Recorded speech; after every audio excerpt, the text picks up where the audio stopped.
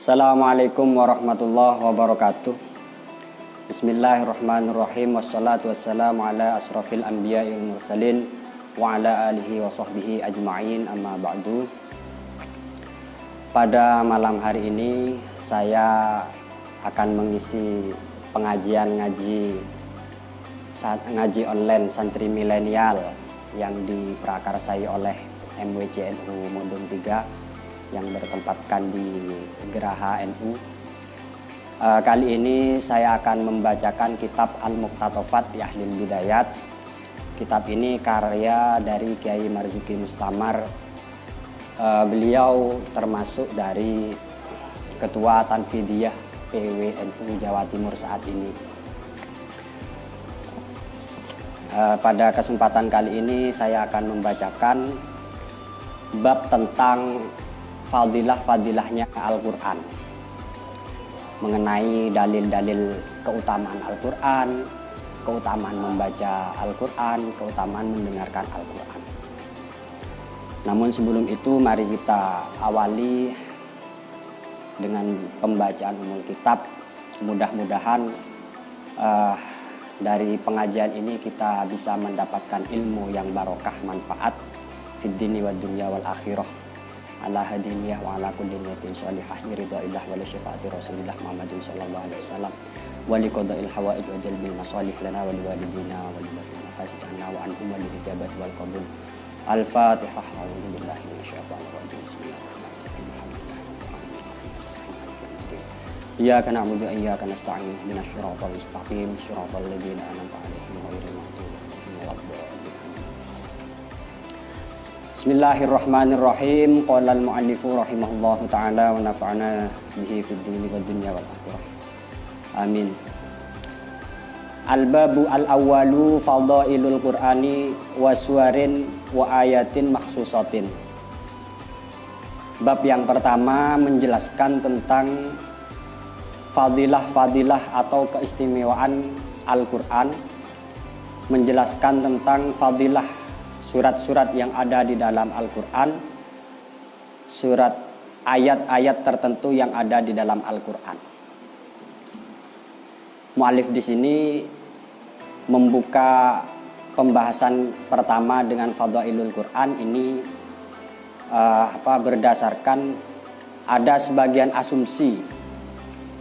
asumsi dari masyarakat, katanya membaca Al-Quran ini akan bernilai ibadah manakala membacanya itu disertai mengetahui makna, manakala membacanya itu disertai mengetahui akan tafsiran dari ayat-ayat Al-Quran yang dibaca.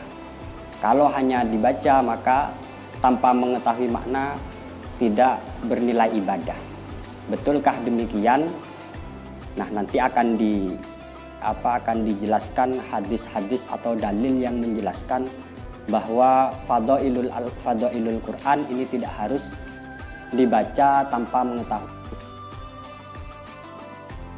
Ma'an Abi Umamah radhiyallahu anhu, hadis yang diriwayatkan dari sahabat Umamah radhiyallahu, sami'tu Rasulullah sallallahu alaihi wasallam yaqul, iqra'u al-Qur'ana fa innahu ya'ti yaumal qiyamati syafi'an li ashabihi. Beliau Abi Umamah mendengar sabda Rasulullah sallallahu alaihi wasallam, iqra'u al-Qur'an fa innahu ya'ti yaumal qiyamah syafi'an li ashabihi. Kata beliau Nabi, bacalah Al-Qur'an, karena Al-Qur'an kelak di hari kiamat ini akan menjadi syafaat bagi orang yang membacanya. Rawahu Muslim. Hadis ini diriwayatkan oleh Imam Muslim. Mari kita perhatikan hadis yang pertama ini, iqra'u al-Qur'an. Dalam hadis ini Kanjeng Nabi memerintah kepada umatnya untuk membaca Al-Qur'an. Kanjeng Nabi tidak memerintah selain membaca Al-Qur'an, tidak memerintah untuk membaca tafsirannya atau terjemahannya. Dengan membaca Al-Quran di sini kata Kanjeng Nabi, fa innahu ya'ti yaumal qiyamah syafi'an li ashabi. Dengan membaca Al-Quran, orang yang membaca Al-Quran ini sudah dianggap bernilai ibadah yang mendapatkan pahala bagi orang yang membacanya. Ini dalil pertama yang menjelaskan bahwa fadhailul Quran, membaca Al-Quran ini tidak harus dibaca tanpa mengetahui maknanya atau tidak harus mengerti akan tafsirannya. Selanjutnya hadis yang kedua, qala Rasulullah sallallahu alaihi wasallam, khairukum man ta'allama al-Qur'ana wa 'allama. Hadis yang kedua, Kanjeng Nabi bersabda, Rasulullah sallallahu alaihi wasallam bersabda, khairukum man ta'allama al-Qur'ana wa 'allama. Paling baik-baiknya kalian semua adalah orang yang belajar Al-Quran dan orang yang mengajarkan Al-Quran. Hadis ini diriwayatkan oleh Imam Al-Bukhari. Mari kita perhatikan hadis yang kedua ini. Teksnya khairukum man ta'allama al-Qur'an wa 'allama. Dari hadis ini ada satu faham di mana orang yang belajar Al-Quran, orang yang belajar Al-Quran oleh Kanjeng Nabi dinilai sebagai khairun nas, paling baik-baiknya manusia. Kalau kita nalar orang yang belajar Al-Quran, berarti orang tersebut belum mengetahui Al-Quran, entah itu belum mengetahui tata cara membacanya, belum mengetahui makna kandungan Al-Quran, apalagi tafsirannya. Orang yang belum mengenal Al-Quran, belajar membaca itu sangat sulit. Anak-anak diajak membaca Al-Quran, diajarkan tajwid itu sangat sulit. Nah, di hadis ini orang yang mau belajar Al-Quran oleh Kanjeng Nabi dinilai sebagai khairun, dinilai sebagai paling baik-baiknya manusia. Jadi maksudnya dengan hanya membaca saja, dengan hanya membaca Al-Quran saja, ini tidaklah sia-sia, melainkan sudah dianggap ada nilai ibadah yang nantinya akan diberi pahala. Demikian faham yang tersirat dari hadis khairukum man ta'allama al-Qur'an wa 'allamahu yang diriwayatkan oleh Imam Al-Bukhari. Selanjutnya hadis yang ketiga, hadis atau dalil yang ketiga yang menjelaskan tentang fadilahnya Al-Quran. Qala Rasulullah sallallahu alaihi wasallam, alladzi yaqra'ul Qur'ana wa huwa mahirun bihi ma'as safaratil kiramil bararah. Kata Kanjeng Nabi, orang yang membaca Al-Quran dan dia sudah mahir, sudah bisa, sudah pandai dalam membaca Al-Quran, kelak akan bersama dengan Al-Kiramil Bararah, kelak akan bersama dengan golongan malaikat langit. Walladzi yaqra'ul Qur'an wa yuta'ti'u fihi wa huwa 'alaihi syaqqun lahu ajrani. Dan orang yang membaca Al-Quran sementara dalam membacanya ini masih kesulitan, berhak baginya 2 pahala. Hadis ini disepakati oleh para ahli hadis.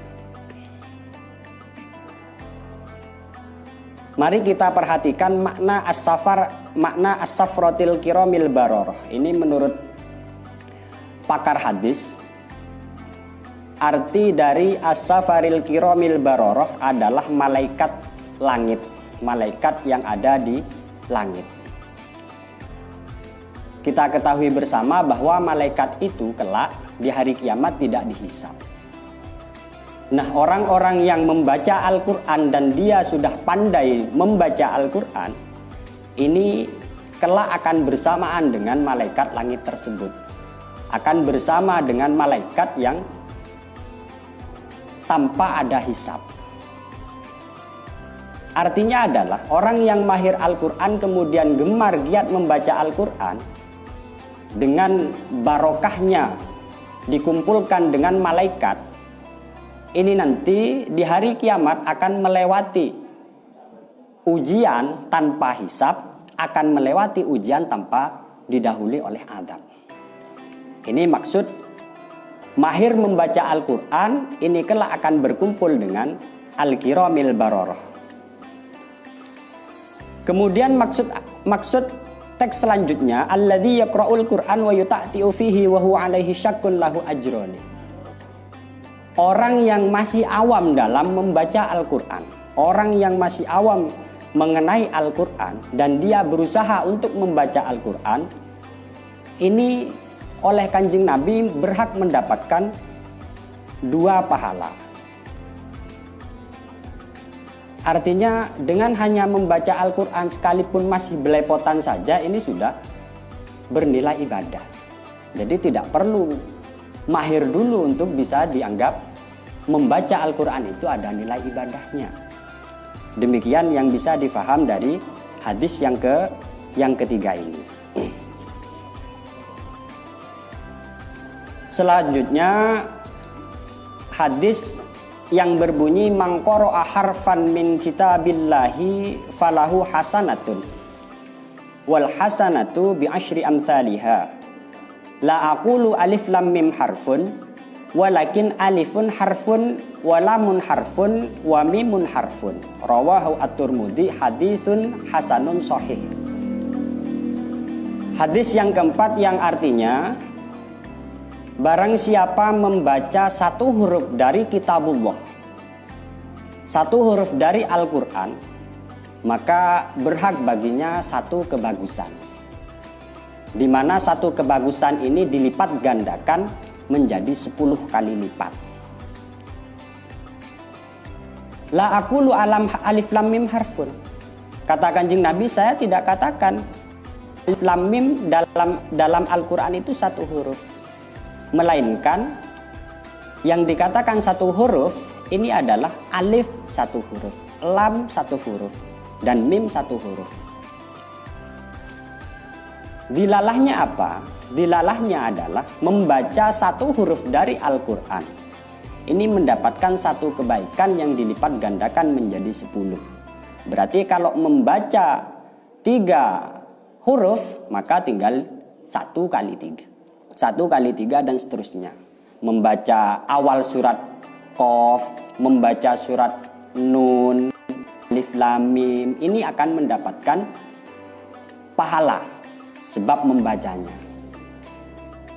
Maklum adanya Nun, Qaf, Alif Lam Mim dalam banyak tafsiran itu diartikan wallahu a'lam bimuradih. Artinya kita tidak mengetahui kandungan makna yang tersirat dari Alif Lam Mim, kandungan yang tersirat dari Qaf maupun Nun.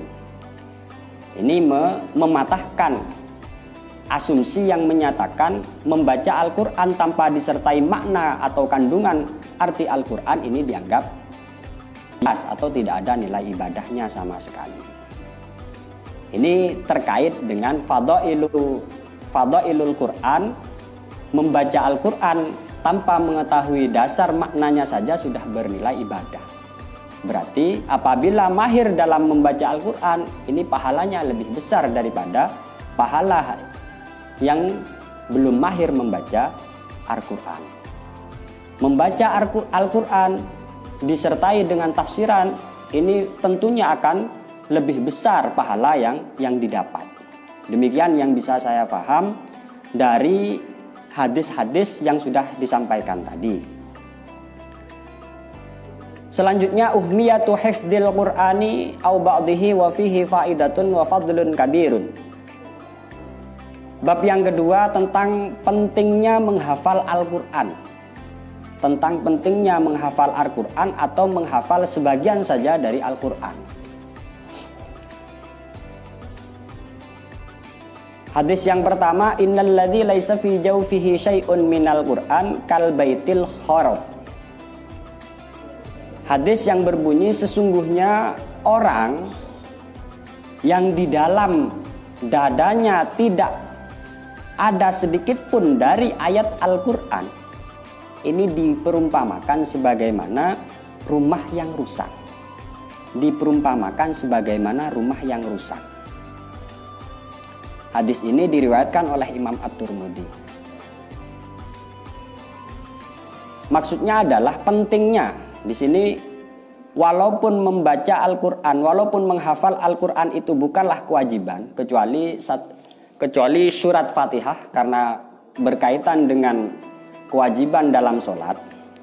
Namun pentingnya menghafal Al-Quran baik secara menyeluruh maupun menghafal Al-Quran sebagian saja, ini diperumpamakan sebagaimana rumah rusak. Berarti apa? Menghafal Al-Quran itu walaupun tidak wajib, namun sunnah yang dikukuhkan. Menghafal Al-Quran itu sunnat muakkadah. Tidak wajib namun sunnah muakkadah, sebagaimana yang tersirat dalam kandungan hadis ini. Bahkan ada satu cerita ulama besar dari Maroko, Ibnu Battuta, saat melakukan safar ke negeri yang ada di Eropa, pernah menjumpai anak kecil diikat. Kemudian beliau bertanya kepada orang tuanya, kenapa anak kecil itu diikat? Orang tua tadi menjawab, anak kecil ini akan terus diikat selagi belum bisa menghafal ayat Al-Quran yang ditugaskan orang tua tadi. Walaupun tidak wajib, walaupun hanya sunnah muakkad, namun banyak kejadian-kejadian di luar sana yang menekankan pentingnya menghafal Al-Quran. Bahkan sampai dicancang, kaki dicancang sebelum menghafal Al-Quran, tangan diikat sebelum bisa menghafal Al-Quran. Ini bagaimana pentingnya menghafal Al-Quran itu sampai terjadi kejadian sedemikian rupa. Kemudian bab terakhir, ini hanya saya akan membaca 3 bab saja. Fadilatul istima'i ilal Qur'an wal jahri bi qiraatihi wa jawazit taghanni bih. Bab mengenai keistimewaan mendengar Al-Qur'an. Kalau tadi membaca Al-Qur'an, kemudian fadilah menghafal Al-Qur'an, sekarang fadilah bagi orang yang mendengarkan lantunan-lantunan Al-Qur'an, kemudian fadilah mengeraskan bacaan Al-Qur'an, dan bolehnya melantunkan Al-Quran dengan suara merdu. Hadis yang pertama, an Abi Hurairah radhiyallahu anhu, man istama'a ila ayatin min kitabillahi kataballahu lahu hasanatan mudha'afatan. Hadis yang diriwayatkan oleh Abi Hurairah radhiyallahu anhu, barang siapa mendengarkan satu ayat dari Al-Quran, dari kitabullah, maka kata Allah, kataballahu lahu hasanatan mudha'afah. Allah akan mencatat untuknya yang mendengarkan Al-Quran tadi satu kebaikan yang dilipat gandakan. Wa man tala ayatan min kitabillah kanat lahu nuran yaumal qiyamah. Dan barang siapa yang membaca satu ayat dari Al-Quran, maka kelak baginya akan mendapatkan nur, cahaya di yaumul qiyamah, di hari kiamat. Hadis ini diriwayatkan oleh Imam Ahmad.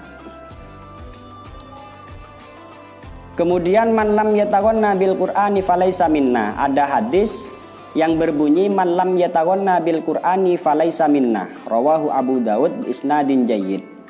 Barang siapa yang tidak mengindahkan bacaan Al-Qur'an, maka kata Kanjeng Nabi, falaisa minna.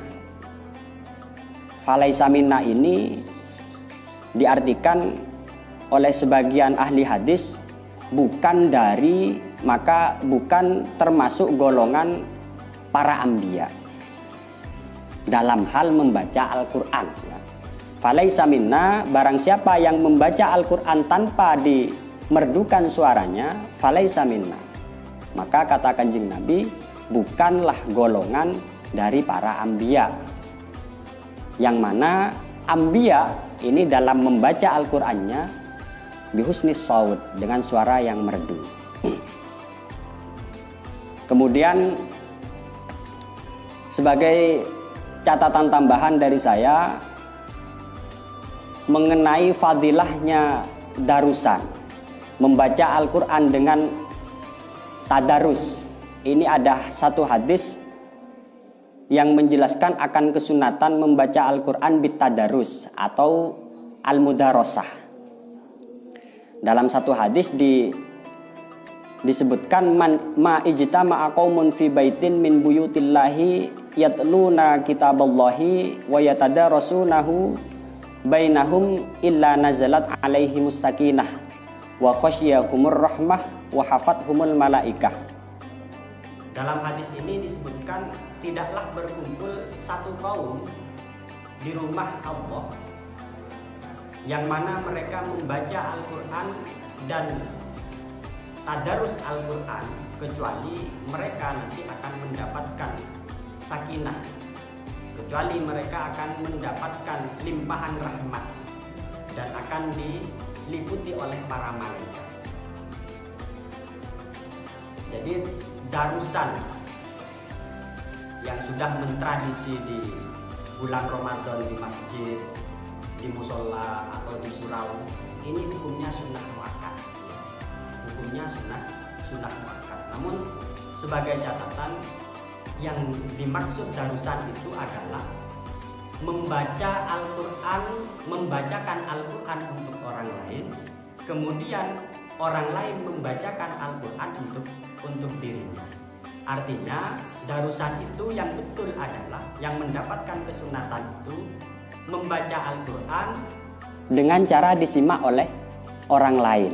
Kemudian orang lain membaca Al-Quran dan kemudian kita menyimaknya. Itu darusan yang betul. Jadi yang dimaksud darusan itu adalah membaca Al-Quran kemudian yang lain menyimak. Itu darusan yang oleh syariat mendapatkan kesunatan tersendiri dalam bab al-mudarosah. Mungkin sekian dari saya. Ada kurang lebihnya mohon maaf. Billahi taufik wal hidayah. Wassalamualaikum warahmatullahi wabarakatuh.